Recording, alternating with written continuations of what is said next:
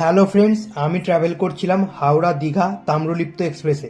Last পার্টে আপনারা দেখেছিলেন আমাদের ট্রেন এসে পৌঁছেছিল উলুবেড়িয়া স্টেশনে। এখানে আমাদের ট্রেনের মাত্র 1 মিনিটই হল্ট ছিল। 1 মিনিট দাঁড়ানোর পর উলুবেড়িয়া স্টেশন থেকেও ট্রেন ছেড়ে দেয়।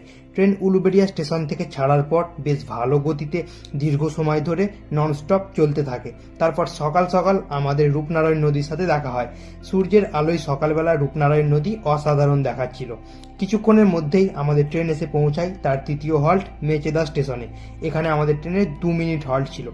2 মিনিট দাঁড়ানোর পর ট্রেন মেচেদা স্টেশন থেকেও ছেড়ে দেয়। ট্রেন মেচেদা স্টেশন থেকে ছাড়ার কিছুক্ষণের মধ্যেই আমরা হাওড়া খড়গপুর মেন লাইন থেকে সম্পূর্ণভাবে আলাদা হয়ে একটা খুব সুন্দর কার্ভ নিয়ে ধীরে ধীরে তমলুকের দিকে এগোতে থাকি।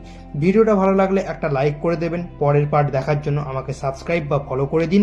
আর ডিটেলস ভিডিও আমার ইউটিউব চ্যানেল বা ফেসবুক পেজে পেয়ে যাবেন। দেখা হচ্ছে পরের ভিডিওতে। আপাতত বাই।